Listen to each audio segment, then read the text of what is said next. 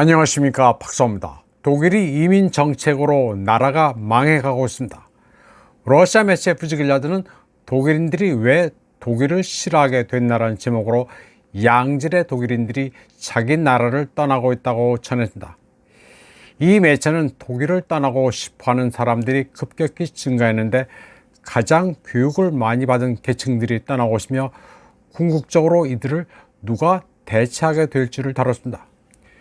2022년의 경우 총 120만 명이 독일 연방공화국을 등졌는데 여기에는 여러 이유가 있다고 설명했습니다.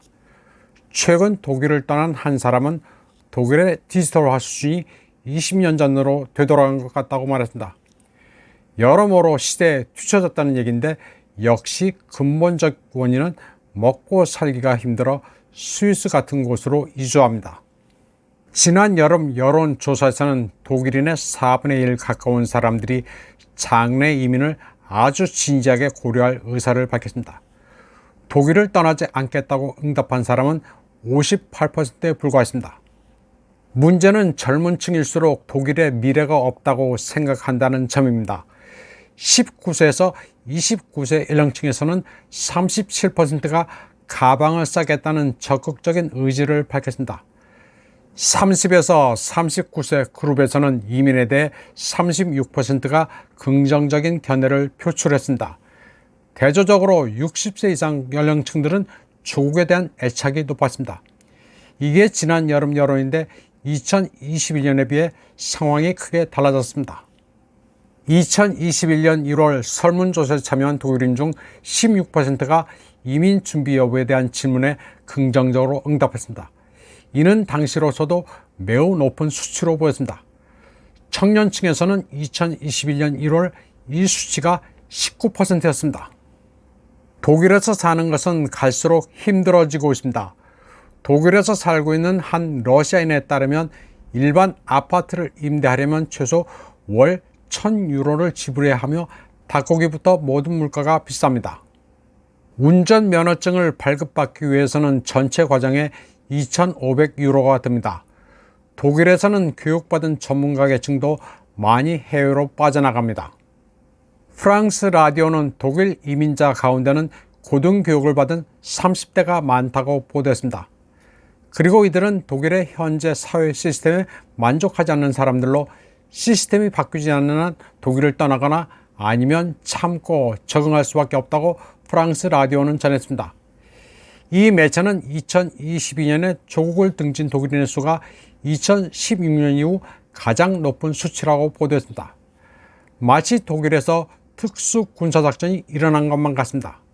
우크라이나 난민들이 독일인들을 몰아냈나 하는 느낌입니다.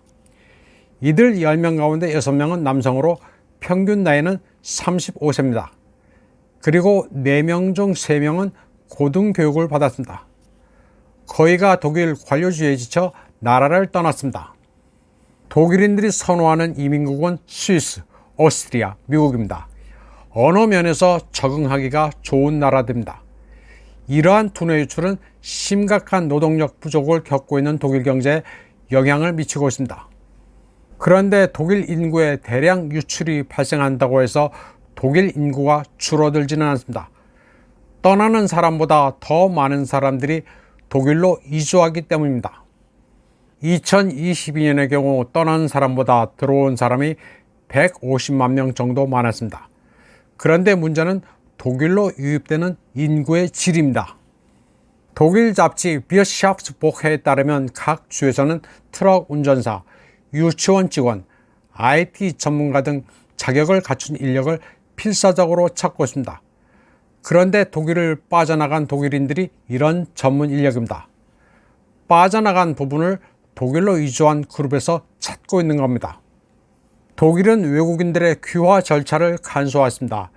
예전에는 독일에 8년을 거주해야 했지만 지금은 5년, 그리고 특별 통합이란 카테고리에서는 3년이면 시민권 취득이 가능합니다.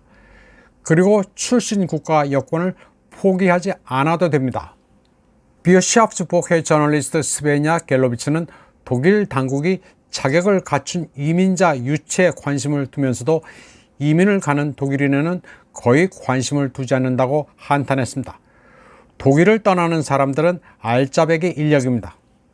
그들 상당수는 자동차, 화학, 기계공학의 전문 인력으로 다른 나라에서 일하고 싶은 사람들입니다. 그리고 이들은 독일 정부에 실망하고 지친 사람들입니다. 대부분이 정부가 국민을 상대로 조롱하고 장난을 친다고 여깁니다. 연금 수급자들도 독일을 탈출합니다. 생활비가 낮은 곳을 선호합니다. 이들에게 인기 있는 나라는 태국입니다. 반면 독일로 이주하는 사람들은 터키, 폴란드, 발틱 국가, 구유고슬라비아 공화국 등 예전에 독일이라고 하면 천국이라고 여겼던 사람들이 많습니다. 그런데 독일의 천국 이미지는 이제 사라졌습니다. 계속되는 경제 불황, 치솟는 생활비, 난민 범죄, 가장 가혹한 형태의 리버럴 지배가 독일 사회의 특징이 되어버렸습니다. 독일은 더 이상 옛날의 독일이 아닙니다. 여기에는 국민들의 삶을 피폐하게 만드는 정부가 한 몫을 하고 있습니다. 우크라이나 분쟁이 커다란 분기점이 됐습니다. 이유 없는 러시아포비아로 에너지를 단절해 자국 기업을 망가뜨렸습니다. 기업이 망조가 되니 일자리가 사라지고 있습니다. 거기에다 우크라이나의 재정과 무기를 지원하고 있습니다. 다 국민들이 낸 세금입니다. 숄츠 정부는 이런 것들을 국민들의 의사에 아랑곳하지 않고 제멋대로 하고 있습니다. 독일이야 그래도 유럽에 있고 과거 러시아와 전쟁을 한 역사도 있으니 조금은 이해할 수 있습니다. 그런데 아시아에 있는 한국이 왜 눈에 불을 켜고 러시아포비아 대회에 저요 하고 손을 들고 동참하려 하는지 이해할 수 없습니다. 독일과 한국은 여러 면에서 닮아 있습니다. 독일과 한국이 다른 유일한 한 가지는 인터넷 속도뿐입니다. 독일은 인터넷이 느려 터집니다. 관료주의나 높은 세금도 독일의 병폐입니다. 그런데 세금은 한국이 훨씬 형님입니다. 최고 60%에 이르는 한국의 상속세는 최강입니다.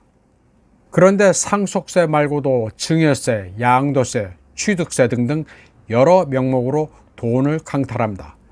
그러니 돈 좀 있으면 다들 이민을 가려고 합니다. 건보료, 국민연금 등 준소세도 아주 가혹합니다. 또 공산주의 국가에도 없는 3050 속도 제한으로도 돈을 갈취합니다. 한국도 독일처럼 교육 수준이 좀 되는 사람들은 이민길에 오르고 있습니다.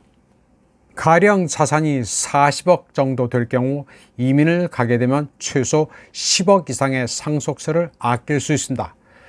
그 정도 돈이면 해외에서 몇 년 무위도식을 해도 됩니다. 정부가 국민들의 삶을 옥죄니 다들 형편이 되면 떠나자는 의식이 많습니다. 그런데 이를 해결한답시고 이민청이니 뭐니 떠드는 이가 있습니다. 국민들에게 물어나 봤는지 모르겠습니다. 독일이 라인강의 기적을 해체하듯 한국은 한강의 기적을 지우고 있습니다. 한편 독일에서는 이주민이 많아짐에 따라 터키계 정당까지 출범했습니다. 다바, Demokratische Allianz für Vielfalt und Aufbruch, 다양성과 각성을 위한 독일 연합이라는 이름의 정당입니다. 독일 매체 빌드는 이를 두고 에르도안 터키 대통령이 이끄는 AKP, 정의개발당의 독일 지부라고 주장했습니다. 빌트지는 에르도안이 오는 6월 유럽 의회 선거에 다바를 내세울 것이라고 보도했습니다. 터키는 그동안 EU에 가입하기를 희망했지만 번번이 거부당해왔습니다. 다바는 아직 독일에서 소수 정당이지만 기존 정당이 대표하지 않는 터키계, 더 나아가 무슬림 시민의 권익을 보호해 영역을 확장한다는 계획입니다. 다바 의장 테이픽 오에즈칸은 반무슬림 인종주의가 무슬림의 완전한 사회 통합을 방해하고 있다면서 독일 정부의 실용적이고 이념이 없는 난민 정책을 요구했습니다.